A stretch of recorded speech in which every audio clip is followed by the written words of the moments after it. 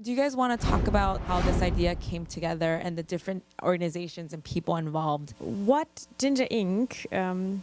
And One Fine Day Films do is every year we run a 2 weeks workshop for African filmmakers from all over Africa. It's a 2 weeks masterclass program. We train people in 8 different disciplines: directing, production design, editing, sound, actors. So it's not only about directors. And out of those 80 people whom we train in those 2 weeks, we then recruit the team with whom we, a couple of months later, shoot a feature film. And in 2010, the director to be chosen was Tosh. And the script, which the NAIROBI Half Life movie is based on, was written by 3 scriptwriters who had been in our previous year's workshop. So they have joined forces, and under the supervision of Billy Kahora and Tom Tikver and Ginger and myself, developed that story. And then Tosh came on board, and we had 3 weeks of pre-production, which we will never do again. Not that short time. And yeah, so that's the story. When I got the script, when I read it, I was like, wow. I think that they decided to choose me because there was something between the film and me. I mean, from what they picked, from what I wanted to do. I've always been fascinated by people. I always wanted to know why people do what they do. You know, I mean, people just don't wake up and decide to rob people at gunpoint. I wanted to know more. What was the reason? And I think that was quite vocal always in my workshops and everything. So when I got the script, it just completely, we were together. I read half of it. I think I read 10 minutes and I sat and like, whoa, this is it. You know, so I saw the movie. As I read the script, I saw it. And that is, what you saw is how I saw the script completely.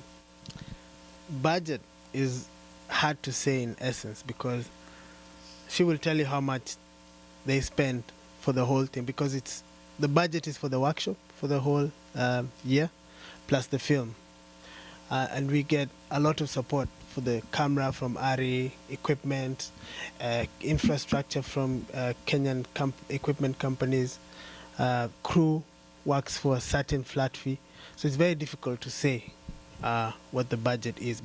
Whatever you think it was about a tenth of that is what it was. And when Tosh says crew working for a flat fee, everybody, mentors, from the runners up into the heads of department, everybody was working on about $20 a day, just under. And that's for the 4-week shoot and the pre-production as well. So, and that was the major expense. Everything else was pretty much banging on doors and asking for favors and doing things for nothing. I think part of the privilege of our operation, and also its duty, is to not just throw money at something and then say we made a breakthrough film. When we took this project on, it sounds a little harsh, but I wasn't really interested in training people, and I'm still not, and I don't think I have, actually. What we've provided is the platform for what wanted to happen, and we didn't train Tosh really at all. We gave him the structure and the platform and the resources so that he didn't have to fight to get people to set every day, and he could actually just tell a story. The protagonist in the film is like no one else I've ever seen. He's so vibrant and amazing. How did you guys come across him? The guy who plays Wire in the film, the guy who buys the spare parts, he was a casting director. He runs an outfit in Kenya called Safe Ghetto, where him and another guy called Nick, they do theaters, like what you saw in the beginning. You know, they go around doing plays, and they get kids from the slums and from ghetto to come and do something better than just being turning into crime. So for our lead actor, he brought him to me the first time. And he was like, don't worry about the lead actor, I think we have him. And when I saw him, I was like, the look, first and foremost, was perfect. Before I even talked to him, before I knew if he could act, I knew the look was right. But being a first-time director, being my first film, I was a bit skeptical. Like, it can't be this easy.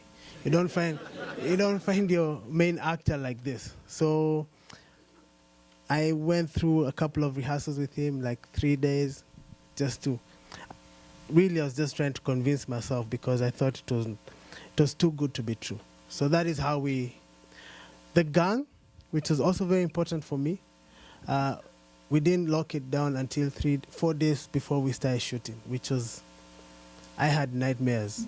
I mean, we started shooting on a Monday. Thursday is when I finally locked OT and two of the other gang members.